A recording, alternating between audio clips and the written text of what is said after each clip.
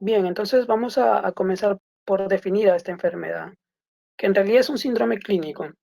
Dentro de la historia clínica tiene dos componentes, eso es lo más básico, uno que es la parte de la anamnesis y otra que es la parte de del examen físico, ¿verdad? Que dentro de la historia clínica, la anamnesis uno es donde recoge los síntomas y en exploración clínica es donde uno verifica la presencia de estos síntomas, los verifica ya en los signos clínicos. Y en cardiología esto toma mucho valor porque la mayoría de las enfermedades, al menos las más frecuentes, como ya mencioné, cardiopatía isquémica, cardiopatía hipertensiva, insuficiencia cardíaca, el diagnóstico es netamente clínico. Con solamente escuchar la anamnesis de ese paciente, como dice el Suros, como dicen los otros libros de semiología, un diagnóstico en cardiología ya lo tienes al 70-80% con solamente escuchar la anamnesis. Entonces, la insuficiencia cardíaca es esto, es simplemente un conjunto de signos y síntomas debido a una insuficiencia del corazón para expulsar la sangre suficiente para los requerimientos metabólicos de nuestro organismo.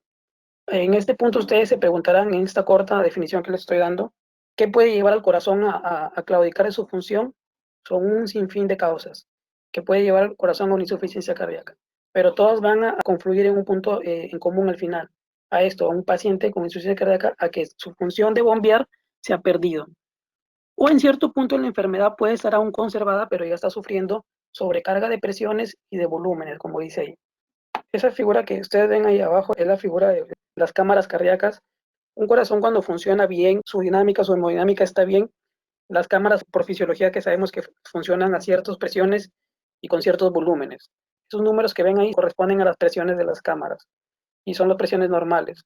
Como pueden ver ahí, ya saben, las cámaras izquierdas siempre están a mucho mayor presiones porque su función es mucho más pesada porque tiene que bombear sangre a todo el organismo, a diferencia de las cámaras derechas que solamente tienen que bombear hacia el pulmón. Por eso es que las cámaras derechas solamente trabajan a presiones bajas.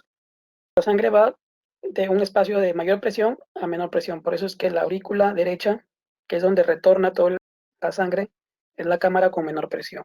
Entonces, volviendo allá al tema de insuficiencia cardíaca, se va a perder la buena hemodinamia del corazón, va a haber una sobrecarga de volúmenes en todas las cámaras y va a haber una sobrecarga de presiones. Como pueden ver en la definición de ahí abajo, eso es insuficiencia cardíaca, la reducción del gasto cardíaco o una elevación de las presiones de sus cámaras cardíacas. Ya, ahora, eso es de la guía, por ejemplo, europea. Esas son todas las etiologías que pueden llevar al corazón a claudicar de su función, a hacer una falla cardíaca. Y como pueden ver ahí a la cabeza está la enfermedad cardíaca isquémica. Ahora, cardiopatía isquémica tiene muchas presentaciones, así como insuficiencia cardíaca. Que dentro de cardiopatía isquémica hay cuadros crónicos como es la angina estable, hay cuadros tan agudos como por ejemplo puede ser un infarto agudo de miocardio con ST elevado, que es muy severo. Este toma relevancia porque justamente, así como dentro de la cardiopatía isquémica hay muchas formas de presentación, la insuficiencia cardíaca también. La insuficiencia cardíaca puede presentarse de forma tan aguda y tan abrupta, como puede presentarse como un cuadro tan larvado. Por ejemplo, un paciente que comienza con disnea de esfuerzo, luego progresa a una disnea de medianos esfuerzos y una de reposo. Porque hay algunos pacientes que hacen una falla cardíaca tan aguda, con un edema agudo de pulmón, que tú lo ocultas y vas a escuchar crépitos desde base hasta ápices, y otros hacen una insuficiencia cardíaca más crónica, un cuadro más larvado. Y la respuesta está justamente en las etiologías. Dentro de las etiologías que ustedes pueden ver, hay algunas que responden al daño miocárdico, que es de la cardiopatía isquémica, y otra de las causas más frecuentes también que nos llevan a un paciente a hacer insuficiencia cardíaca es la hipertensión. Pero ahí les dejo esos cuadros, como pueden ver, al paciente lo que lo puede llevar a una falla cardíaca son un sinfín de etiologías, desde daños tóxicos, daños inmunológicos como el lupus eritematoso, y artritis de reumatoide, procesos infiltrativos como es la amiloidosis, sarcoidosis. De lo más frecuentes siempre va a ser cardiopatía isquémica e hipertensión. Daños valvulares también, pero estos daños valvulares terminan siendo consecuencia de otras etiologías. Por ejemplo, un infarto me puede ser un daño valvular por la rotura de las cuerdas tendíneas, un proceso infeccioso o un proceso autoinmune como es la fiebre reumática o la endocarditis. Entonces, el daño valvular más que todo va a responder a otras etiologías, pero que también me va a alterar la hemodinamia correcta del corazón y me va a llevar a una insuficiencia cardíaca. Otro punto son las formas clínicas. Muchas veces no entendemos por qué algunos pacientes hacen falla cardíaca derecha, otros hacen falla cardíaca izquierda, otros hacen falla cardíaca biventricular, o sea, global de las dos cámaras. ¿Por qué es que se habla de falla cardíaca diastólica, sistólica? Inclusive también está ahí, como ven a la derecha, falla cardíaca con fracción de eyección reducida y falla cardíaca con fracción de eyección conservada. Y también hay otra clasificación, aguda, crónica. Entonces, porque hay muchas formas de presentación, o sea, la insuficiencia cardíaca no es esa enfermedad que se va a presentar de una forma, se puede presentar de diferentes formas o formas clínicas como he puesto ello y yo. Eso responde a lo que acabo de decir hace un momento, pues, ¿no? A la gran variedad de etiologías que lo puede llevar a ocasionar. Por ejemplo, ¿qué etiología me puede llevar a una falla cardíaca aguda, de forma abrupta? Lo más frecuente y lo que más van a ver en su emergencia son los infartos. Un infarto agudo de miocardio, dentro de todo lo que es cardiopatía isquémica, hay el síndrome coronario agudo. Y dentro del síndrome coronario agudo está el infarto agudo de miocardio ST elevado, que es el peor de los infartos, porque hay una obstrucción total. Una de las cosas que nosotros tenemos que hacer es clasificar al paciente. Hay un score que se utiliza para la clasificación de ese paciente, que es el score de Killy, donde hay un paciente asintomático, hay un paciente con crépitos, con edema agudo de pulmón, o en el peor de los casos, es un paciente que tanta es la área ocupada del infarto que lo lleva a un shock cardiogénico. A lo que voy y lo que quiero concluir con esta imagen es que las formas clínicas como se presente la insuficiencia cardíaca va a depender mucho de lo que la está originando.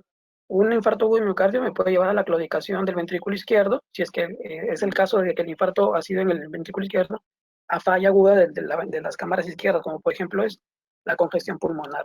Este paciente puede entrar por mi puerta de emergencia con una disnea tremenda, tú lo ocultas y vas a ocultar crépitos en base o en todo el pulmón, va a tener una congestión terrible. O puede ser un cuadro más larvado, como por ejemplo es la hipertensión. Pero para tratar de resumirlo, dentro de toda esa historia natural de esa enfermedad, como saben, la hipertensión es una enfermedad crónica. Va a pasar por dos formas esta enfermedad. Primero, por una hipertrofia concéntrica, que es esa hipertrofia que pueden ver en ese lado de acá, en ese corazón de ahí. Ese corazón que está sometido a presiones altas de forma crónica va a sufrir un remodelado que al inicio va a ser una hipertrofia concéntrica, como pueden ver ahí un ventrículo izquierdo mucho más musculoso, pero hacia adentro, que si a la larga y no tratamos esa falla cardíaca, va a llegar a esto, a una dilatación del ventrículo izquierdo. Pero esos son cuadros más larvados, ¿no? Y como mejor ejemplo está la cardiopatía hipertensiva. Ya explicamos una de las formas clínicas de cómo se puede presentar la falla cardíaca, de forma aguda, de forma crónica. Eso va a depender de la causa. Otra de las formas que se pueden presentar es, y las formas clínicas o tipos de falla cardíaca que vemos cuando revisamos el tema es falla cardíaca izquierda o falla cardíaca derecha. Si son signos de falla cardíaca izquierda o eso, hay signos y síntomas de falla cardíaca derecha. Hay pacientes, como ya mencioné, que solamente van a tener sintomatología de falla de cámaras izquierdas, como hay otros que van a tener solamente sintomatología de falla cardíaca derecha. Y en el peor de los casos, de ambas. Esto sí vamos a mencionarlo ahorita. Lo de falla cardíaca diastólica y lo de falla cardíaca sistólica, porque siempre hay mucha confusión en eso. ¿Y por qué es que ahora ya no se le llama así? Se usa la de fracción de eyección conservada o fracción de eyección reducida. ¿En qué consiste eso? Porque es que el paciente primero entra en una falla diastólica y si es que yo no lo trato, pasa a una falla cardíaca sistólica. Ese paciente que mencioné con cardiopatía hipertensiva, a lo largo de la historia natural de esa enfermedad, por compensación al inicio, por esa sobrecarga de presión, hace una hipertrofia concéntrica, como pueden ver aquí. Pero ese corazón con hipertrofia concéntrica no se puede relajar bien ni tampoco se puede llenar bien. Y como han visto por semiología cardiovascular, la relajación y el llenado ventricular, ¿qué es? Tendría que ser la diástole. Por eso que a estos pacientes se les denominó como falla cardíaca diastólica. Esos pacientes que ya estaban haciendo una hipertrofia concéntrica del ventrículo izquierdo. Y esta hipertrofia ya vamos a ver por qué es que se producía este cambio en esta cámara cardíaca. En estos mismos pacientes aún se conservaba la fuerza de contracción. Por eso es que no se les catalogaba aún como una falla cardíaca sistólica, porque aún no se caía su fracción de eyección en estos pacientes. Y estos mismos pacientes es lo que hoy llamamos como falla cardíaca con fracción de eyección. Pero ¿qué pasaba si ese paciente no se trataba y ese mismo ventrículo izquierdo ahora pasaba por otro tipo de remodelación que se llama una hipertrofia excéntrica, que es lo que se llama corazón dilatado? Y ese corazón dilatado, ese ventrículo izquierdo dilatado, ya no se va a contraer con la misma fuerza. Quizás sí se va a llenar bien porque ya tiene buen espacio, como pueden ver aquí, pero ya no tiene la misma fuerza de contracción sus paredes. Y aquí ya se va a caer la fracción de eyección. Eso lo voy a explicar más adelante otra vez, pero ya se los menciono yo. ¿Ya? Esto es lo que hoy llamamos como falla cardíaca con fracción de eyección conservada o reducida. Haciendo un resumen, el cese de la función del corazón, que puede ser por muchas causas, y que por ese mismo motivo de tener muchas causas, puede tener muchas formas clínicas de presentación. Puede ir desde un cuadro tan larvado que hace que el corazón cambie en su estructura, principalmente el ventrículo izquierdo, como es la cardiopatía hipertensiva, primero haciéndome una cardiopatía hipertensiva concéntrica y luego haciéndome una cardiopatía excéntrica, que es la dilatación. Este corazón con insuficiencia cardíaca siempre va a estar sometido a estas dos cosas. Siempre va a estar en sobrecarga de presión y siempre va a estar en sobrecarga de volumen. En realidad, la hipertrofia concéntrica responde a eso. Es una respuesta del ventrículo izquierdo a esa sobrecarga de presión que se lo ponga. Y vamos a ver en qué patologías. Por ejemplo, la hipertensión, que ya la mencionamos, y otra sería la estenosis aórtica. La estenosis aórtica lo que hace es, va a haber un incremento también de la sobrecarga de presión porque es una obstrucción de salida de sangre para el ventrículo izquierdo. Entonces, ese ventrículo izquierdo en ese paciente con estenosis aórtica le sucedería lo mismo que ese paciente con hipertensión, una hipertrofia concéntrica. ¿Cuáles eran los determinantes de una buena función cardíaca? Esta fórmula, los determinantes de la presión arterial, era un buen gasto cardíaco, resistencias periféricas. ¿Y el gasto cardíaco de quién dependía? Del volumen sistólico o volumen latido, que era ese volumen que inyectaba nuestro ventrículo izquierdo por cada latido, por la frecuencia cardíaca, que son justamente los elementos que se caen en el paciente con insuficiencia cardíaca. Ahora, a su vez, el volumen latido o el volumen sistólico, ¿de quién dependía? Dependía de la precarga, de la poscarga y de la contractibilidad, de cuán bien está ese músculo cardíaco. Vamos a revisar más que todo la precarga y la poscarga. ¿Qué es la precarga? La precarga es ese volumen telediastólico, o sea, ese volumen que le llega al ventrículo izquierdo al final de su diástole. Y ese volumen, ¿de quién dependía? Obviamente del retorno venoso y obviamente de la bulimia, más que todo esto. También de la función auricular. Porque si ustedes recuerdan el ciclo cardíaco, uno de los elementos de la diástole es la contracción auricular, que da más o menos un 20% de todo ese volumen telediastólico final, que toma relevancia, por ejemplo, en patologías como es la fibrilación auricular, en donde se pierde esa función auricular, donde se pierde ese 20% que le otorga la contracción auricular al volumen telediastólico. Entonces aquí en la precarga, que era el volumen al final de la diástole, o sea, el volumen telediastólico, ese volumen final que termina de llenarse en ese ventrículo izquierdo o derecho para luego contraerse, aquí se va a cumplir la ley de Frank Starling. ¿Qué nos decía Frank Starling? Que mientras más presión a fin de diástole o más precarga, ¿qué quiere decir esto? Mientras más sangre tú le llenes al corazón, mientras más sangre ocupe ese ventrículo izquierdo o ventrículo derecho, con mucha más fuerza iba a responder ese ventrículo. Y al responder con mucha más fuerza, era capaz de botar un buen volumen sistólico. ¿Qué quiere decir? Si yo le llenaba ese ventrículo con, por ejemplo, este volumen, este punto de este volumen, un corazón sano iba a responder bien y botaba esto. Pero ¿qué tal si yo lo lleno de mucho más volumen y al llenarlo de más volumen voy a distender mucho más las paredes del ventrículo izquierdo? Al distenderlo más se va a contraer con mucha más fuerza y va a botar mucho más sangre en el volumen sistólico de ese ciclo cardíaco. Esta línea que ven aquí sería de un corazón sano, pero evidentemente eso tiene hasta un límite, pues no quiere decir que tampoco que lo voy a encharcar al corazón porque siempre me va a responder bien, ¿no? Por ejemplo, este sería su punto límite, pues. Hasta aquí el corazón va a responder al volumen que yo le esté ofertando, me va a responder bien y va a contraerse con una buena fuerza de tal forma que va a botar un buen volumen sistólico. Pero ¿qué pasa en insuficiencia cardíaca? ¿Cuál sea la causa que hemos visto? Un proceso infiltrativo, como es la amiloidosis, o algo más común como es la cardiopatía isquémica, donde ese paciente, su músculo entra en invernación, o en el peor de los casos ya es un músculo que está muerto, ya está necrótico. Obviamente a ese ventrículo, por más que le dé más volumen, o sea, le dé más precarga, no me va a responder de la misma forma. Como pueden ver en este paciente, en esta curva punteada vendría a ser el paciente con insuficiencia cardíaca, que ya perdió ese mecanismo de Frank Starling.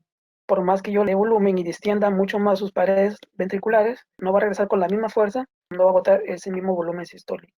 Y obviamente se cae su volumen latido, se cae su gasto cardíaco y se va a caer su fracción de eyección.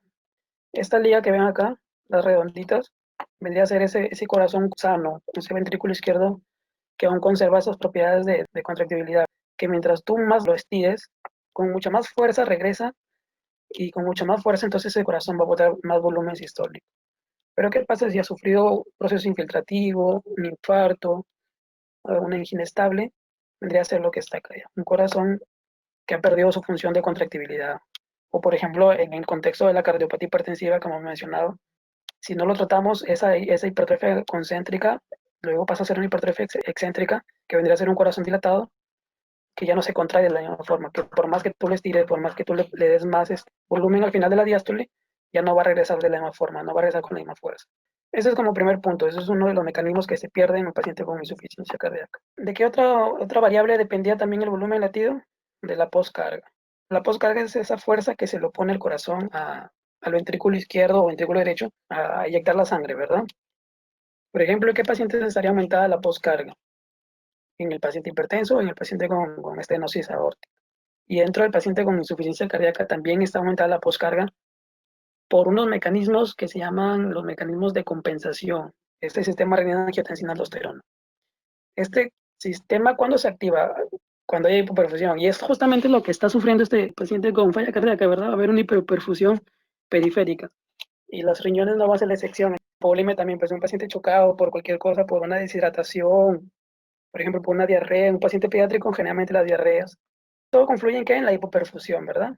Los riñones van a estar hipoperfundidos. Y estos van a responder ¿de qué forma? Por tratar de compensar activando el sistema renina-angiotensina-aldosterona. Que dos de los productos finales, de los más importantes de mencionar acá, son la angiotensina 2 y la aldosterona. ¿Por qué la angiotensina 2? Es importante mencionar acá porque la angiotensina 2 tiene, aparte de la propiedad de estimular la producción de aldosterona, tenía la propiedad de vasoconstricción periférica. La vasoconstricción periférica aumentada por la angiotensina 2 va a aumentar en ese paciente con falla cardíaca la poscarga, que en un inicio sí es compensatoria, pero luego si no cortamos ese ciclo, va a ser deleterio para el corazón, porque es un corazón enfermo que no conviene aumentar ni la precarga ni la poscarga. En esta variable de la poscarga se va a cumplir lo que se llama la ley de Laplace. Y aquí vamos a entender por qué es que ese corazón con hipertensión, con estenosis aórtica, sufre una hipertrofia concéntrica. Entonces, en el paciente con hipertensión o estenosis aórtica, especialmente ellos van a estar con un aumento de la poscarga. Ese corazón va a responder con una hipertrofia concéntrica. Esa es la ley de Laplace. ¿Qué nos dice la ley de Laplace? Que la tensión o el estrés que sufre las paredes de ese ventrículo izquierdo, vamos a poner acá como ejemplo el ventrículo izquierdo, es en respuesta del aumento de la poscarga. En otras palabras, el estrés vendría a ser lo mismo que la poscarga. Entonces, un paciente con hipertensión, con estenosis aórtica, por ejemplo, ¿qué tal que esta válvula aórtica esté estenosada? O con sobreactivación del sistema renina-angiotensina-aldosterona que me está activando mucha angiotensina 2 y me está haciendo mucha vasoconstricción periférica, va a aumentar mucho la poscarga, o sea, va a aumentar mucho el estrés. ¿Cómo va a tener que responder ese corazón? El ventrículo izquierdo va a responder de una forma que baje esa tensión, que baje esa poscarga. ¿Y cómo lo va a lograr? Laplace nos dice en su fórmula que el estrés es igual a la presión por el radio de esa cámara, de ese ventrículo izquierdo, que vendría a ser, por ejemplo, en el ventrículo derecho, por ejemplo, vendría a ser este el radio, sobre 2 veces por el grosor de ese ventrículo. Entonces, esa es la respuesta de por qué se produce la hipertrofia concéntrica. La hipertrofia concéntrica en realidad vendría a ser al inicio una forma compensatoria para bajar ese estrés. ¿De qué forma tú bajas el estrés? Aumentando el grosor de la pared de ese ventrículo y obviamente por lógica también va a disminuir el radio, pues, ¿no? Si tú aumentas el grosor de ese ventrículo izquierdo hacia adentro va a disminuir el radio. Por eso que estos pacientes que ya mencionamos, esos ejemplos clásicos, van a pasar por esta enfermedad, por una falla cardíaca diastólica al inicio, con una falla en la relajación, con un mal llenado, pero que aún conservan esa fuerza de contracción. Pero que si no hacemos nada, si no detenemos el sistema renina-angiotensina-aldosterona, si no le disminuimos de otra forma, por así decirlo, con los fármacos, esa poscarga, ese paciente va a ir a otro remodelado que ya vendría a ser la hidratación, ya la hipertrofia excéntrica, en donde sí ya se va a caer la fuerza de contracción de corazón. Dentro de la fisiopatología de esta enfermedad dijimos que este paciente va a estar sometido a una hipoxia tisular prolongada, ¿verdad? Mantenida por la caída del gasto cardíaco. Entonces, a esta caída del gasto cardíaco y esta hipoxia tisular mantenida va a generar la activación de los mecanismos compensatorios. Al inicio sí son compensatorios, pero que a la larga, como dice ahí en la imagen, a largo plazo van a terminar siendo deleterios y justamente van a terminar también siendo los puntos terapéuticos a los que se dirigen nuestros fármacos, por ejemplo, los IECAS o el ARA2, en caso no tolerara, o los beta-block. Esos son los dos fármacos de cajón que siempre ven un paciente con falla cardíaca. Vamos a explicar esos mecanismos compensatorios y por qué a la larga termina siendo deleterio, ¿no? Entonces, ¿qué pasaba en ese paciente con insuficiencia cardíaca? Había un bajo gasto cardíaco, lo que a nivel del riñón evidentemente también iba a haber una disminución del flujo renal y este iba a responder activando este sistema renal angiotensina aldosterona que vamos a tener dos productos finales, la angiotensina 2 y la aldosterona. La aldosterona que lo que va a hacer es a nivel del túbulo contorneado distal y el túbulo colector, la reducción de sodio y agua, porque pues si hay una hipoperfusión renal y cree que es por una caída del gasto debido a una caída del volumen, ¿verdad? Entonces lo que hace es absorber más agua para aumentar la precarga. ¿Y qué era la precarga? Es ese volumen telediastólico, ese volumen que llegaba a la aurícula derecha y luego al ventrículo derecho. Pero a su vez también esa angiotensina 2 producida en este sistema renina angiotensina aldosterona también tiene propiedad de vasoconstrictora periférica. Entonces esa angiotensina 2 también va a aumentar la resistencia periférica. En conjunto con el sistema nervioso simpático. El sistema nervioso simpático también se activa. ¿Y por qué se activa? En realidad porque se sensa la hipoxia a nivel de los cuerpos carotídeos y el tallo aórtico, ¿verdad? Hay unos vasoreceptores que van a nivel central y lo que hace es activar el sistema nervioso simpático. Se va a producir la noradrenalina, ya saben que ese es un vasoconstrictor también sistémico. Entonces, en conjunto, tanto estos dos sistemas neurohormonales, en conjunto la angiotensina 2, la aldosterona y el sistema nervioso simpático, lo que quieren hacer es levantar este gasto cardíaco. Sin importarles que se trata de un corazón enfermo, sin importarles que se trata, por ejemplo, en el contexto de un paciente con cardiopatía isquémica, que se trata de un paciente con un corazón invernado.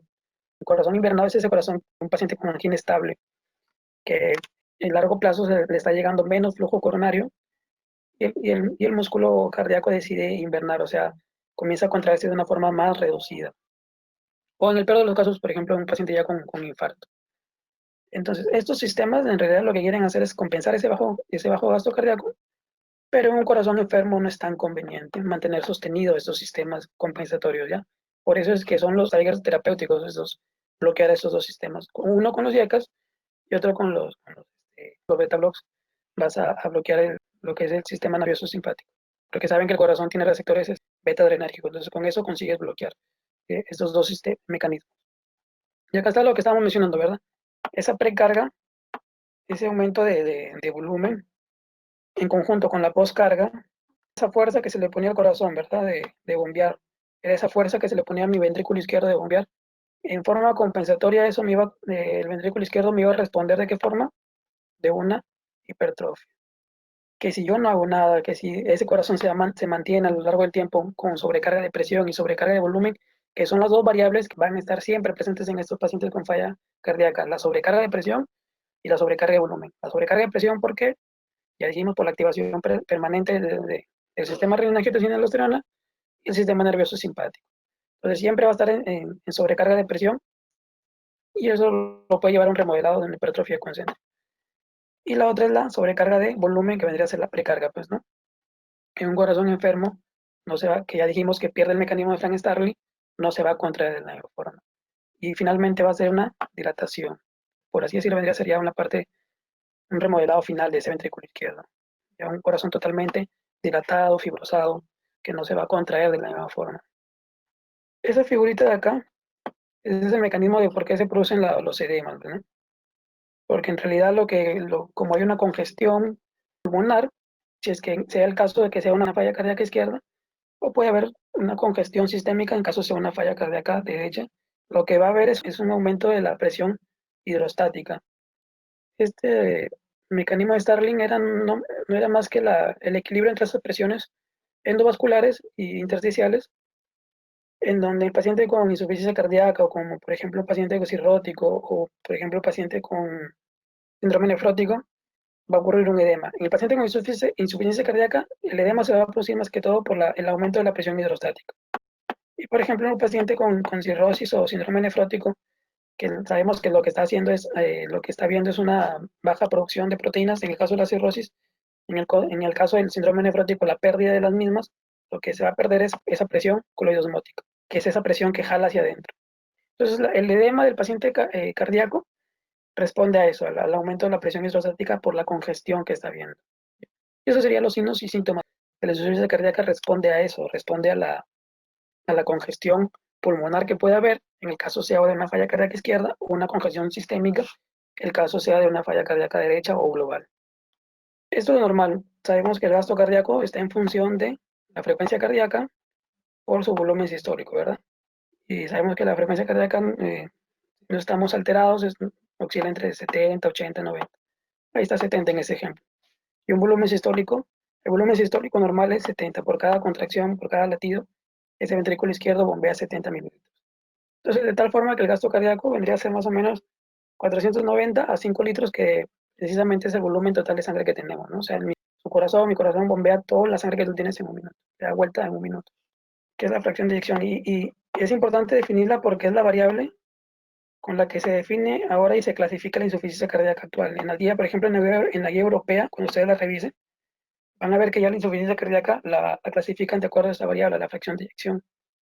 ¿Y por qué es importante clasificarla? Es un punto que también lo toca en la guía. ¿Por qué? Porque según los estudios dicen que los pacientes con fracción de eyección reducida responden mejor al tratamiento, a todo ese tratamiento, a diferencia de los pacientes con fracción de eyección conservada. Entonces, la fracción de eyección no es más que la proporción que hay entre el volumen sistólico, que dijimos que es 70, y el volumen que se llena al final de la diástole, o sea, el volumen telediastólico, que generalmente viene a ser más o menos algo de 110, 120. Esta relación nos da un aproximado de 64%. Ya, ese vendría a ser un corazón sano, su fracción de eyección debería estar en un 64. En la parte clínica, ¿cómo es que se mide esto? Lo hacen con una ecografía. Entonces, ¿qué pasa en ese paciente que hacía primero una falla cardíaca diastólica? Ese paciente que dijimos que estaba en su ventrículo izquierdo estaba sometido a una poscarga aumentada, ya sea, por ejemplo, por la misma enfermedad de hipertensión crónica, ya sea por una estenosis aórtica o ya sea por una activación prolongada del sistema renina-angiotensina-aldosterona, que hay una vasoconstricción periférica sistémica sostenida. Y obviamente eso iba a traer consigo un aumento de la poscarga. ¿Qué pasaba en ese paciente? Había una hipertrofia concéntrica. Y esos pacientes son los que se llamaban antes con falla cardíaca diastólica y los que hoy se llaman con fracción de eyección aún conservada. Entonces, ese paciente con una hipertrofia concéntrica, dijimos que la contractibilidad aún estaba conservada, pero la relajación y el llenado sí estaba alterado. El llenado más que todo por la pérdida del espacio que se pierde, ¿verdad? Por la hipertrofia y por la disminución del radio. Y bueno, la relajación, eso sí lo había leído que hay alteración a nivel celular que no permite una buena relajación. Entonces, esos pacientes van a tener un volumen telediastólico, o sea, al final de la diástole, disminuido, ¿verdad? Por la disminución de ese espacio y la alteración de la relajación, va a ser más o menos de 69, 70, y va a tener un volumen de eyección, un volumen sistólico de 40. Y que si ven en proporción con los 69, en realidad es un buen número, es más de la mitad. ¿Ya? Ustedes saben que por fisiología, obviamente, el corazón nunca puede bombear todo su volumen que está al final de la diástole. Entonces, si ustedes hacen la división de esto le va a salir más o menos una fracción de eyección de 64. A esto responde de por qué ese paciente con falla cardíaca diastólica aún mantenía conservada su fracción de eyección. Pero si ustedes se dan cuenta, su volumen sistólico sí ha caído y también obviamente va a caer su gasto cardíaco. Por eso es que ya no se suele usar esa clasificación de falla cardíaca diastólica, sistólica. Ahora se usa con la fracción de eyección conservada o reducida. Aquí está la explicación de por qué esos pacientes aún conservaban su fracción de eyección, teniendo una caída del volumen sistólico. ¿Y qué dijimos de esos mismos pacientes? Que en el continuo de la enfermedad, producto de la hipoperfusión, porque estos pacientes pasan de un ventrículo bien hipertrofiado, bien gordito, a un ventrículo ya bien dilatado, ¿no? Y adelgazado, fibrosado. Una de las respuestas está en la angiotensina 2, tiene que ver mucho en este proceso de fibrosis del ventrículo izquierdo, y otra respuesta también está en que este ventrículo izquierdo hipertrofiado va a estar siempre en hipoxia crónica, porque las arterias coronarias no crecen como si ha crecido el ventrículo izquierdo ahí, ¿verdad? Esa cámara izquierda, ese ventrículo izquierdo ha crecido, pero no ha crecido su irrigación. Esa falta de oxígeno también es contribuyente a que ese ventrículo ahora sea un ventrículo dilatado e hipofuncional. Entonces, como dice ahí en su presentación, en la insuficiencia cardíaca sistólica ya ha disminuido la contractibilidad, ya, porque ya hemos dicho que ese corazón dilatado ya pierde su fuerza de contractibilidad, ha perdido ese mecanismo de Frank Starling. Entonces aquí ya va a disminuir el gasto cardíaco y también va a disminuir la fracción de eyección. En realidad, como han podido ver, el gasto cardíaco ha disminuido tanto en este como en el anterior. En el anterior lo único que no cae es la fracción de eyección. Esa definición sí creo que la tengan clara, porque suelen confundir fracción de eyección, gasto cardíaco y volumen sistólico, no son los mismos. En el paciente con falla cardíaca diastólica sí hay una caída de su volumen sistólico, sí hay una caída de su gasto cardíaco, pero lo que no ha caído es la fracción de eyección. ¿Qué pasa en este paciente con falla cardíaca sistólica? Va a caer su propiedad de contractibilidad, va a caer su volumen sistólico. Y a pesar de que ya volvió a tener un volumen telediastólico bueno, más o menos de 110 como era lo normal, igual va a caer su fracción de eyección. Va a ser un paciente con una fracción de eyección de menos 40. Y de hecho eso es lo que consideran las guías Por ejemplo, la guía europea considera al paciente con falla cardíaca con fracción de eyección reducida, ese paciente que tiene una fracción de eyección menor de 40. Entonces, ese ventrículo izquierdo, ya en falla sistólica, ya dilatado, cuando esté en diástole, como está acá, como lo he graficado aquí, va a sufrir lo que hemos dicho en toda la exposición, va a sufrir una sobrecarga de más volumen, una sobrecarga de más presión, y lo va a llevar a la congestión pulmonar, a la falla cardíaca derecha, a la congestión sistémica, si es que ya se establece la falla cardíaca derecha, porque no solamente ese ventrículo izquierdo va a estar lleno de sangre de lo que regresa del nuevo ciclo cardíaco, sino de lo que no se pudo expulsar, como ven ahí. Ese ventrículo izquierdo va a tener sangre tanto del retorno del ciclo como de la sangre que se quedó estancada del ciclo cardíaco anterior, ¿verdad? Entonces eso obviamente va a aumentar el volumen, va a tener aumentadas las presiones.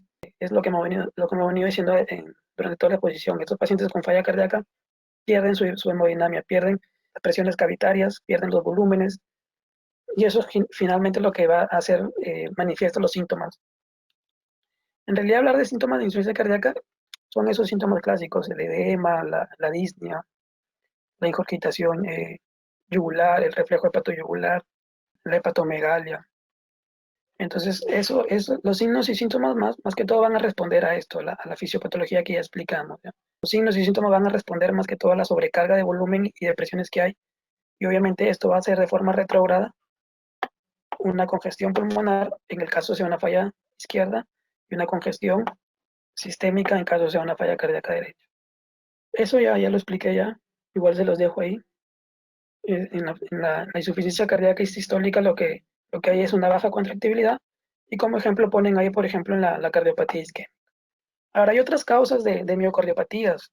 Ustedes van a leer, hay otras causas que pueden ir desde trastornos genéticos o por alcohol, por el embarazo, pero esas son otras miocardiopatías. Estas miocardiopatías, tanto hipertrófica como dilatada que hablaba acá, es producto de la historia natural de toda esta enfermedad.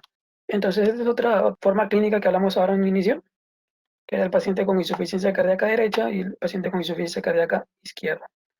Un ejemplo de insuficiencia cardíaca izquierda, el típico, como que hemos dicho ahora, era el paciente con un infarto del ventrículo izquierdo, hipertensión arterial, que me lleva al remodelado de todo ese ventrículo izquierdo. Pero ¿qué es lo que podría llevar a la falla del ventrículo derecho? Hay dos causas generales. Una es la progresión de la falla cardíaca izquierda, y la otra tiene que ver con causas netamente ya pulmonares, ya lo que se conoce como cor pulmonar, corazón-pulmón. Esto en realidad no es muy difícil de entender y no necesita otro gráfico. La falla cardíaca derecha es causada por el continuum de una falla cardíaca izquierda, es en respuesta a la congestión pulmonar. Como dijimos ahora, un paciente con falla cardíaca izquierda lo que va a haber es sobrecarga de volúmenes, primero en ventrículo izquierdo, luego en aurícula izquierda, y esto obviamente de forma retrógrada hacia vasos pulmonares, ¿verdad? Hacia capilares pulmonares. Si ustedes le ponen hay una sonda con la que miden la presión capilar pulmonar. Esa presión capilar pulmonar va a estar aumentada.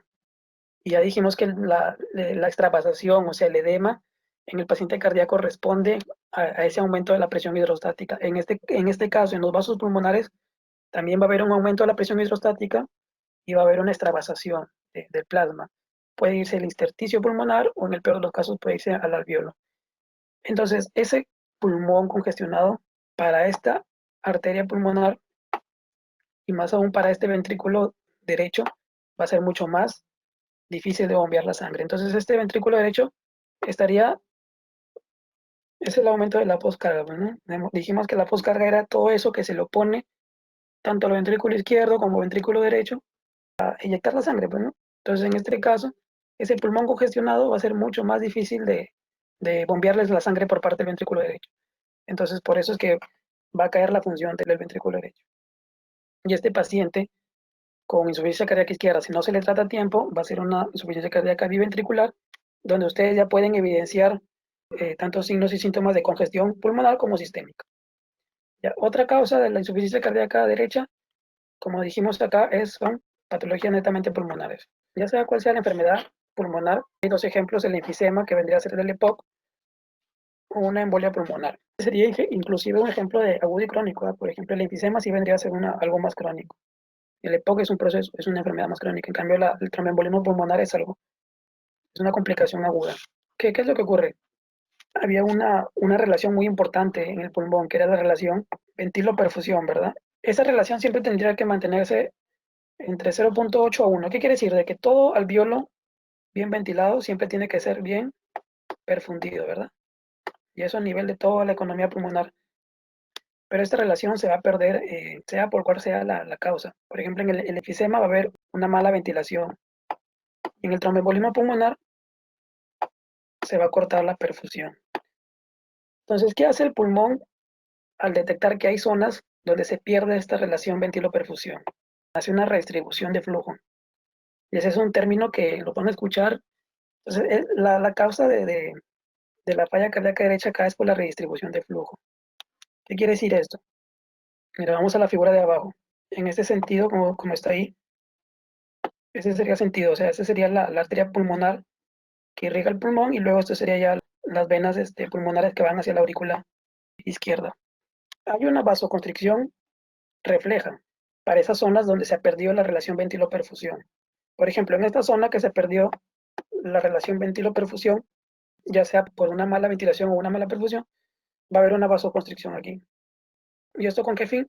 Con redistribuir el flujo hacia donde sí hay una buena relación ventilo-perfusión. Por ejemplo, acá. Por ejemplo, en este otro lado, ya hay una hipoxia generalizada. ¿Qué tal si es un edema agudo de pulmón, donde una gran ocupación de alveolos por ese transudado que ha habido? Aquí hay una vasoconstricción, como pueden ver ahí, como se lo estoy indicando, más isquémica. Y obviamente a esa arteria pulmonar que dijimos que era esta que está aquí, le va a costar mucho más trabajo bombear. Entonces va a haber una hipertensión pulmonar. Y obviamente esto va a aumentar la poscarga del ventrículo derecho. Eso sería todo en relación a la fisiopatología y la definición de esas formas clínicas en las que se puede presentar la insuficiencia cardíaca. Y lo que tiene que quedar claro y sólido es eso, que la presentación clínica va a depender de la etiología. Puede ir desde cuadros tan larvados como la hipertensión o un paciente con estenosis aórtica, en donde va a estar ese corazón sometido a un aumento de la poscarga por largo tiempo, o puede ser de una presentación tan aguda y abrupta como es un infarto agudo de miocardio, y donde de hecho el manejo es diferente. En la guía europea ahí te detalla el manejo tanto de la insuficiencia cardíaca crónica como como el de la insuficiencia cardíaca aguda. Es totalmente diferente. Y el diagnóstico, como dijimos hace un momento, es un diagnóstico clínico. De hecho, hay unos criterios clínicos. ¿Cuál es la clínica entonces que va a presentar ese paciente? Primero vamos a ver los que responden a la insuficiencia cardíaca izquierda. Va a haber tanto sintomatología por una hiperfusión, o sea, porque el corazón no está bombeando la sangre suficiente a todo nuestro organismo, como van a haber manifestaciones de congestión, o sea, de que la sangre se está, por esa falla de bombeo, se está regresionando hacia las cámaras, hacia la aurícula y hacia los vasos pulmonares, que son los que se llaman como manifestaciones retrógradas o anterógradas. Entonces, las retrógradas, la principal, obviamente, es la disnea, ¿verdad? Por esa congestión pulmonar. Y esa disnea también tiene muchas presentaciones. La disnea de esfuerzo, que puede ser a ese paciente primero con esa falla cardíaca crónica, por una patología crónica. La ortognia, más seria ya porque el paciente ya no puede dormir bien, ya tiene que estar poniendo muchas almohadas atrás. La disnea paroxística nocturna o la disnea en reposo en el peor de los casos, que puede deberse a un paciente, por ejemplo, con edema agudo de pulmón por un infarto agudo de miocardio, ¿verdad? Que esta placa corresponde a un edema agudo de pulmón, donde se nota el engrosamiento de los cilios y también la redistribución de flujo. ¿Qué quieres que entiendan eso? ¿Por qué hay una redistribución de flujo? ¿A qué se refieren con redistribución de flujo? Es que se va en una placa normal, los vasos pulmonares se ven más en base. ¿Por qué? Porque en un pulmón las zonas más perfundidas son por gravedad obviamente las bases. Pero también son las mismas bases las que se van a congestionar primero, porque el edema en un paciente cardíaco siempre responde a la gravedad. Entonces, esas mismas bases que son bien perfundidas también se van a congestionar primero. Entonces, ese paciente que está teniendo un edema agudo, por ejemplo, y está teniendo una congestión pulmonar, va a ser lo que ya hemos mencionado hace un momento, la redistribución de flujo, trama vascular se va a comenzar a ver más arriba, más arriba. A eso se refieren con la redistribución de flujo, ya que van a ver la trama vascular mucho más clara arriba que abajo, cuando lo normal es que se vea la trama vascular abajo. Esto es lo que responde a la disnea, ¿no? Los diferentes tipos de disnea que se deben a una congestión pulmonar. Puede ser primero una ortognia o como por ejemplo la disnea paroxística nocturna. ¿A qué responde la disnea paroxística nocturna? En realidad es por la posición que uno adopta cuando duerme, ¿verdad? En esta posición hay mayor retorno venoso y al haber mayor retorno venoso hay más recarga, le llega más sangre al corazón, sangre con la que también se puede congestionar los pulmones. A eso es lo que responde la disnea paroxística nocturna. Al que el paciente adoptar esa posición, aumenta el retorno venoso. Y este es otro tipo de disnea, que es la bendomnia, que es la disnea que tiene el paciente cuando se agacha a amarrarse los zapatos por 30 segundos. Esa disnea también corresponde a un paciente con insuficiencia cardíaca avanzada, ¿ya? Y los signos anterógrados de una falla cardíaca izquierda son esos signos de hipoperfusión, pues, ¿no? Una astenia, la frialdad distal en extremidades, la oliguria, síntomas cerebrales como puede ser la confusión por la hipoperfusión cerebral. Los signos de insuficiencia cardíaca derecha son los típicos signos de congestión sistémica, ¿no? La incurgitación yugular, que ahí tienen los grados, el edema de miembros inferiores, que es un edema que responde a la gravedad, que si el paciente está postrado, este edema de repente no lo encuentras en miembros inferiores, pero sí lo encuentras en zona sacra, inclusive en zona escrotal en los varones, y la hepatomegalia, que también es la misma congestión sanguínea que hay en este órgano, que inclusive puede llegar a ser una citis. Signos clínicos también lo que van a responder son a las alteraciones dinámicas del corazón. La cardiomegalia que va a responder pues a la dilatación del corazón, ¿verdad? Se define cardiomegalia cuando es mayor de 0,5 en adultos y 0,6 en el niño. Y otro signo clínico que también ustedes van a escuchar en muchos pacientes es el tercer ruido. ¿A qué responde el tercer ruido y el cuarto ruido? El tercer ruido responde al llenado ventricular, pero en un ventrículo ya dilatado, ya en un ventrículo fibrosado, en ese ventrículo que vimos ahora en el continuo de esas enfermedades, donde ya se está dilatado y ha perdido su fuerza de contracción. A eso responde el tercer ruido. El cuarto ruido corresponde a la contracción auricular. En realidad no es normal que encuentren estos ruidos. El tercer ruido tampoco es normal, pero en algunas situaciones sí se puede encontrar y no ser patológico, como por ejemplo en las embarazadas. En las embarazadas sí puedes encontrar tercer ruido y no ser patológico. Pero en realidad en otras situaciones en que encuentres tercer ruido y cuarto ruido siempre va a ser patológico. ¿Ya? El tercer ruido va a responder a eso, a la dilatación ventricular por ese ventrículo dilatado, fibrosado. Y el cuarto ruido va a responder a la contracción auricular, que va a encontrar un ventrículo hipertrofiado. ¿Ya? Como está ahí en la imagen. Ventrículo hipertrofiado, la aurícula se contrae y genera ese cuarto ruido.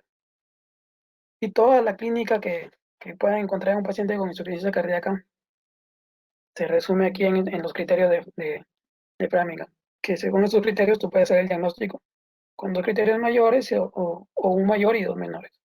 Los criterios mayores van a ser los más importantes, por ejemplo, la disnea paroxística nocturna, el reflejo yugular, que responde que ya hay compromiso de cámaras derechas, la incurgitación yugular, los estertores y crépitos que responden a la congestión pulmonar, o como por ejemplo algo más agudo y más severo como un edema agudo de pulmón, la cardiomegalia. Cuando yo les hablé de etiología me olvidé de mencionarles algo. En etiología les dije que las etiologías pueden ser varias, pero no les dije que inclusive se pueden superponer esas etiologías. Como ejemplo, el paciente tenía cardiopatía isquémica, tenía hipertensión arterial crónica y tenía fibrilación auricular. Una de las cosas que no les puse en el cuadro que también puede llevar a insuficiencia cardíaca son las alteraciones del ritmo, bloqueos, taquiarritmias, todo eso también puede llevar a insuficiencia cardíaca. Pero este paciente tenía todo y es lo usual que ustedes van a encontrar también en la práctica clínica.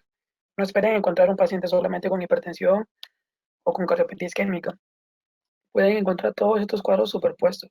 Y de hecho yo encontré un paciente que tenía casi todos estos signos y síntomas que son criterios de Framingham, se los encontré. Era prácticamente un libro ese paciente. Tenía hipertensión, tenía cardiopatía isquémica, en algún momento fibrilación auricular. Tenía todo para ese paciente para hacer insuficiencia cardíaca. De hecho, ya tenía ese diagnóstico de insuficiencia cardíaca. ¿Ya? Por eso también quiero que tengan en cuenta que esas etiologías se pueden superponer. Ahora, este es un algoritmo diagnóstico. Por ejemplo, este es el de la guía de Exalud, donde van a ver a un paciente con factores de riesgo. Y como ya vieron cuáles son esos pacientes que van a falla cardíaca, cardiopatía isquémica, cardiopatía hipertensiva, ¿cuáles son esos factores de riesgo? La diabetes, la obesidad. Tú tienes un paciente con todos esos factores de riesgo, tú tienes que preguntarte, pues, ¿no? Si ya tiene una insuficiencia cardíaca. Entonces, si existe sospecha de una insuficiencia cardíaca, entonces, ¿cuál va a ser tu primera herramienta? La historia clínica, ¿verdad? Entonces, vas a hacer anamnesis y vas a hacer examen físico. También una radiografía de tórax. En la anamnesis, ¿qué esperas encontrar? Pues que el paciente te diga que en la noche se despierta porque se siente que se ahoga, te va a decir de repente que en el transcurso del día se le hinchan los pies, que es producto del edema, que siente que cada vez se cansa más. Y en el examen físico ya vas a encontrar todo lo que hemos venido hablando, ¿no? Los estertores, el edema, el tercer ruido, la regurgitación yugular. En realidad aquí la guía considera también el EKG, pero el EKG no es que te vaya a hacer el diagnóstico de insuficiencia cardíaca, sino que obviamente te orienta a cuál es la causa de esa insuficiencia cardíaca. Por ejemplo, si ves en el EKG trastorno del ritmo, por ejemplo, fibrilación auricular, bloqueos, entonces ya más o menos sabes por dónde va la causa. O si ves, por ejemplo, Q, los pacientes con infarto suelen hacer una Q más profunda, ¿verdad? Que les queda como señal ahí en el EKG que han tenido un infarto pasado. Entonces, si yo veo una Q de un infarto pasado, entonces yo más o menos ya sé que este paciente, cuál es la etiología de su insuficiencia cardíaca. Entonces, si no tengo ningún hallazgo, ni en anamnesis, ni en el examen físico, el diagnóstico es casi improbable de insuficiencia cardíaca. Si tengo la presencia de hallazgos en un aspecto, tanto en la anamnesis como en el examen físico, se dice que es un diagnóstico dudoso de insuficiencia cardíaca. ¿Ya? En algunas guías, por ejemplo la europea, sí aconseja, y aquí también en esta que es la de Exalud, también aconseja dosar los péptidos natriuréticos. Pero lo usual, lo que generalmente hacen es pasar de frente al ecocardiograma, ¿verdad? Porque con el ecocardiograma ya se hace, como dije, ahí con este método se pueden medir los volúmenes y ahí vas a ver si se trata de una insuficiencia cardíaca con volumen reducido, con volumen intermitente o preservado. Y en realidad, como pueden ver ahí, los pacientes con falla cardíaca con fracción de eyección conservada son una gran proporción de pacientes. No, bueno, ese 50% corresponde a fracción de eyección, pero en la parte clínica sí hay una gran proporción, sí hay un gran porcentaje de pacientes que están en falla cardíaca aún con fracción de eyección preservada, donde, como dice la guía europea, el diagnóstico es un poquito complicado, ya que como aún preserva la fracción de eyección, en realidad el diagnóstico, como diría, más que todo por buscarlas en anamnesis o los factores de riesgos que pueda tener que el paciente vaya a hacer una falla cardíaca. Entonces ya el paciente una vez diagnosticado con falla cardíaca con fracción de eyección reducida, ya tú tienes que clasificarlo ya. La clasificación funcional y la clasificación por estadios. La clasificación funcional es de acuerdo a la disnea. Ya si es un paciente en disnea con esfuerzos o si ya tiene disnea en reposo, ya es un paciente con una clase funcional 4. Y la otra es una clasificación por estadios. Hasta aquí ya tienen una noción de cómo van a tratar al paciente con una insuficiencia cardíaca crónica.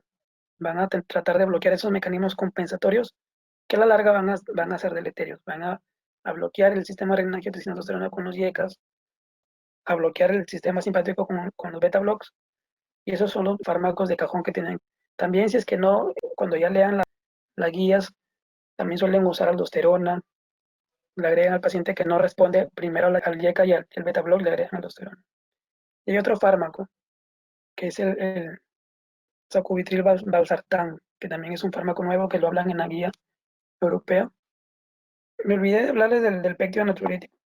El péptido natriurético en realidad va a ser liberado tanto en las aurículas como en los ventrículos en respuesta a esa sobrecarga de volumen, o sea, a esa distensión de esas cámaras.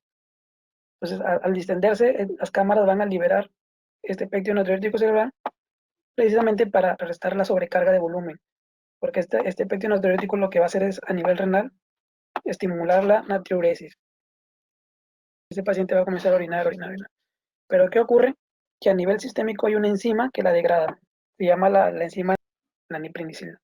Entonces, por eso es que no tiene tanta relevancia, porque la niprinicina lo que hace es bloquearla de forma inmediata y no logra hacer su cometido, ¿verdad? Que es la natriuresis. Entonces, precisamente también este terminó siendo otro trigger terapéutico y es el medicamento que conocemos ahora como sacubitril valsartán. ¿Qué hicieron? Combinaron un ARA2, el valsartán es un ARA2 como el losartán, y el sacubitril lo que hace es bloquear la neprilicina, que es la enzima que bloquea el péptido natriurético. Según lo que le había leído en las guías, al igual que los YECAS y los ARAS, ha tenido buenas respuestas, ha tenido respuestas en lo que es morbi y mortalidad, sobre todo en mortalidad. Hasta ahí sería la revisión de insuficiencia cardíaca. Tiene que tener claro que el manejo que acabo de mencionar es para el paciente con falla cardíaca crónica. El paciente con falla cardíaca aguda es otro manejo. Ahí hay que descongestionar al paciente rápido, hay que darle diuréticos como por ejemplo furosemida.